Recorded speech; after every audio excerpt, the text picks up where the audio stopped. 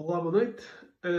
Tivemos uma questão interessante, que eu imagino que seja muito comum, que é, num fumador, qual a frequência com que se deve realizar um raio-x ou uma ressonância magnética a título preventivo. Em primeiro lugar, o raio-x, como a grande maioria dos meios complementares de diagnóstico, são isso mesmo, são meios que complementam o que nós utilizamos para complementar aquilo que é a nossa ideia diagnóstica. O que é que isto quer dizer? Quer dizer que a maior parte dos exames não são de rastreio, são de diagnóstico. E há uma diferença. Os rastreios que existem de base populacional, neste momento, para além, existe o da mama, existe do cancro do colo do útero e do cancro coloretal. Essencialmente existem estes. Existem outras recomendações que nós muitas vezes fazemos, que têm a ver com nos homens, eventualmente, falar com o médico acerca da questão da próstata, se houver alterações da micção. Sim, é verdade, falamos um bocadinho sobre isso. Havia a ideia do rastreio com a PSA que não se faz habitualmente, caiu em desuso. Mas em relação a tudo o resto, o que nós recomendamos é hábitos saudáveis e também, eventualmente, existem análises que estão documentadas e que devem ser realizadas com alguns tempos. Não são para ser realizadas todos os anos, numa pessoa saudável, mas poderão ser realizadas pelo menos uma vez na vida, outras com mais regularidade, mas repito, não são análises que se façam todos os anos. E porquê? Se nós temos uma vida regrada, se se faz exercício físico, se se tem uma vida saudável, e eu fazer umas análises com 20 anos, ou 25, ou 30, ou 35, não espero alterações de remonta. Não é expectável que isso aconteça se não há queixas, se não há nenhum tipo de sinal ou sintoma de alguma patologia. Não me parece necessário realizar análises com muita frequência. Por outro lado, é óbvio que temos que atender aos antecedentes. Se existem antecedentes familiares de um cancro, de doença da tiroide, seja do que for, é óbvio que aí tem que se fazer análise, tem que se fazer exames, e às vezes não são análises, são exames que se fazem para, e aqui obviamente não são de rastreio, são exames de vigilância por risco aumentado de uma determinada patologia. E isto é importante. O raio-x ou a ressonância tem um lugar diferente. Em primeiro lugar,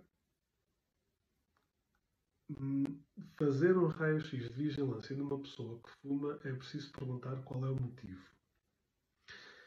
Se o motivo é ir fazendo para garantir que não tem nada nos pulmões e que permite a pessoa continuar a fumar, parece-me perverso.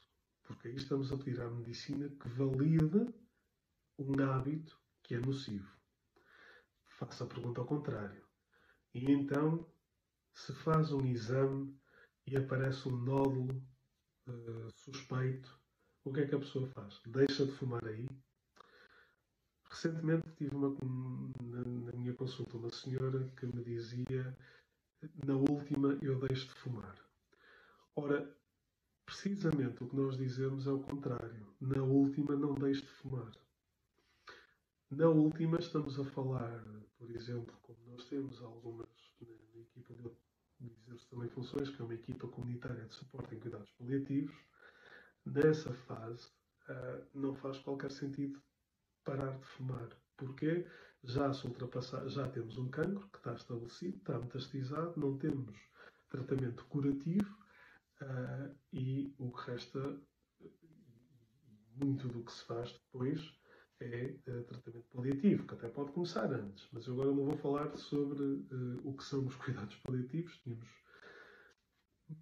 muito para falar, mas entender que não se fazem raios-x de rastreio de cancro do pulmão em fumadores, porque o nosso objetivo não é garantir que os pulmões estão limpos, é garantir que a pessoa deixa de fumar. Outra das ideias que me parece não estar muito correta, e isto penso que é um mito que existe entre a população, é que quem fuma morre de cancro do pulmão. Não é verdade. Ou pelo menos não é completamente verdade. É de facto correto dizer que, grosso modo, 90 a 95 dos cancros do pulmão surgem em fumadores. Existe cancro do pulmão que surge em não fumadores. É verdade. Mas é uma percentagem pequena. Uma série demonstrava de 5% ou um bocadinho menos. Mas a grande maioria dos fumadores não morre de cancro do pulmão. Digamos uma população de 1000 pessoas, que fumam, dessas 1000, talvez 100, 200 terão cancro do pulmão. E é isto. É uma percentagem muito pequena de pessoas que têm cancro do pulmão. Estamos a falar de 20%, talvez, que contraem o cancro do pulmão. Os outros, existem muitos outros cancros, seja da laringe, sistema gastrointestinal, por aí fora. Mas a grande causa de mortalidade entre os fumadores ou são os eventos cardiovasculares, AVC e infarto agudo de miocárdio. Isso é o que, de facto, mata cerca de 60 a 70% das pessoas que fumam. E esta é uma ideia que é importante, porque o tabaco é o hábito modificável mais relevante para diminuir o risco cardiovascular. Repito, em relação ao raio-x, não há um tempo considerado normal ou correto para se fazer o raio-x a determinados intervalos. Isso não existe por uma razão simples. Há um hábito que é nocivo e se eu, quando vou fazer, eu vou fazer em diagnóstico. Podem colocar a questão nesses termos. Será que eu devo fazer um raio-x anualmente porque fumo para ver se encontro um cancro? Ok, se a pergunta for feita assim, e temos que ser muito objetivos, aceito que me perguntem isso. Sendo que eu acredito que a questão mais importante aqui não é fazer um exame para encontrar o cancro, é suspender o hábito que pode levar ao aparecimento desse cancro. Tendo em conta que suspender os hábitos tabágicos permitem à pessoa viver melhor, viver mais tempo, com qualidade e para desfrutar da companhia dos seus entes queridos. Boa noite e obrigado.